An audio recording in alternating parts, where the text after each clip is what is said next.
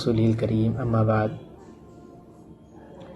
آج جو میرا ٹاپک ہے وہ اگر ہم سمجھنا چاہیں تو ہمارے لیے بہت اہم ہے، اور اللہ تبارک و تعالی ہمیں اس پر عمل کرنے کی بھی توفیق عطا فرمائے۔ دیکھیں، ان اللہ لا یستحیی من الحق، کہ اللہ تبارک و تعالی حق بات کہنے میں نہیں شرماتے۔ تو جو باتیں ہمارے لیے ہمارے فائدے کی ہیں، شریعت کی باتیں ہیں، اس کو سمجھنا ہمارے لیے بہت زیادہ ضروری ہے، اور اس وقت شرم کو تھوڑی دور رکھ دینا چاہیے، کیونکہ جب اللہ تبارک و تعالی حق بات کہنے میں نہیں شرماتے ہیں تو گویا کہ وہ اپنے بندے کو بھی اس بات کا حکم دیتے ہیں کہ تم جب حق بات کہو تو اس میں شرماؤ نہیں۔ اسی لیے جو ہے کہ حق بات کہنے میں نہیں شرمانا چاہیے۔ بہرحال ہر چیز کو ہم سائڈ رکھتے ہوئے آج کے زمانے میں لوگ شرم ایسی چیزوں میں کرتے ہیں جس میں نہیں کرنا چاہیے، اور جس میں شرم جو ہے کہ کرنی چاہیے اس میں نہیں کرتے۔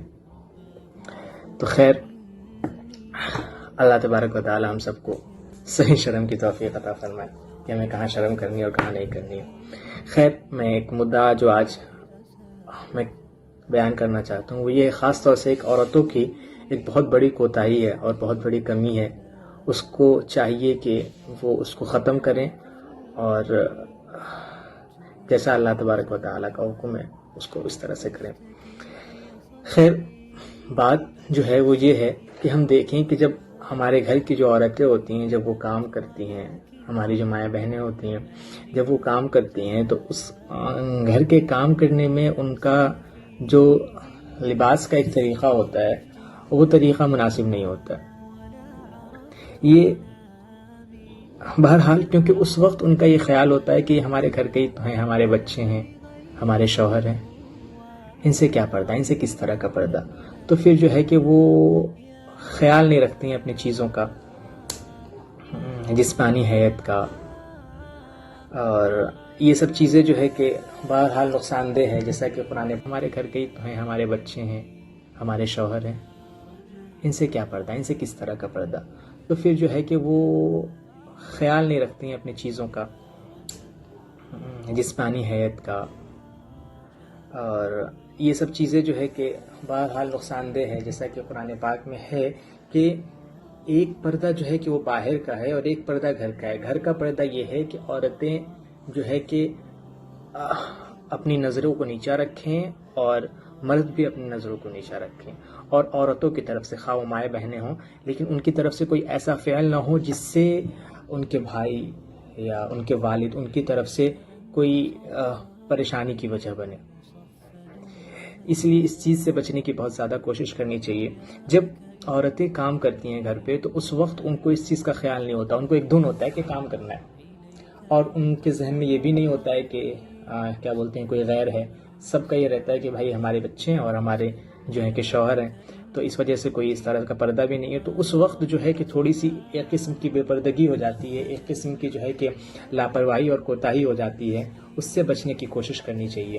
یہاں تک کہ گھر میں اوڑھنی تک اوڑھنے کا حکم دیا گیا ہے کہ گھر میں آپ رہیں تو اوڑھنی اوڑھیں۔ اب وہاں اس وقت جو ہے کہ کام وام کرنا ہوتا ہے گھر میں تو آپ برقع تو نہیں پہن سکتے ہیں، لیکن جو ایک دوپٹہ ہے وہ تو اوڑھ سکتے ہیں، اور جو ہمارے بدن کے اعضاء ہیں ان کو تو ہم بہترین طرح سے کور کر سکتے ہیں۔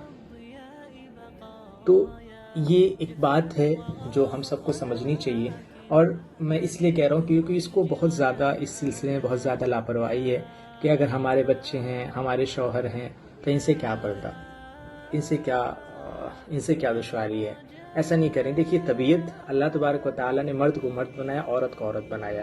مرد مرد ہوتے ہوئے اس کا دل عورت کی طرف مائل ہوگا، اور بہرحال جب پریشانی پیدا ہوتی ہے تو بہن اور باپ اور بھائی اور بیٹی ان سب کا جو رشتہ ہوتا ہے نا، یہ تھوڑا سائیڈ میں رکھ دیا جاتا ہے۔ جب شیطان ورغلاتا ہے تو یہ سب چیزیں سائیڈ، اور بیٹی ان سب کا جو رشتہ ہوتا ہے نا، یہ تھوڑا سائیڈ میں رکھ دیا جاتا ہے۔ جب شیطان ورغلاتا ہے تو یہ سب چیزیں سائیڈ میں رکھ دی جاتی ہیں۔ اسی لیے بہرحال ہماری طرف سے ہمارے گھروں میں بھی رہنے کا طریقہ یہ ہے، عورتوں کا کہ اور مردوں کا بھی، کہ وہ اپنی نظروں کو نیچا رکھیں، اور جہاں تک ہو سکے مکمل طور پہ برقع نہیں کر سکتے ہیں لیکن کم از کم سروں پہ دوپٹہ، اور ایک جو طریقہ ہوتا ہے صحیح اسلامک رواج کے مطابق اس طرح رہنے کی کوشش کریں تو اس سے بہت فائدہ ہو جائے گا. ورنہ وہی ہے کہ کیا بولتے ہیں، پریشانی تو پیدا ہونی ہے. جیسا کہ میں نے کہا کہ مرد مرد ہے، اور بہرحال شیطان تو اپنا کام کرے گا. تو اس سے جو ہے کہ پریشانی پیدا ہو جائے گی. اگر اب میری بات سمجھ آ رہی ہے اور پہنچ بھی جائے تو اللہ تبارک و تعالیٰ اس پر عمل کرنے کی توفیق عطا فرمائے. یہ ایک بہت بڑی کوتاہی ہے، میں اس کو کہنا چاہ رہا تھا کافی دنوں سے لیکن میں کہہ نہیں پا رہا تھا. اللہ تبارک و تعالیٰ ہم سب کو اس پر عمل کرنے کی توفیق عطا فرمائے. وآخر دعوانا الحمدللہ رب العالمین.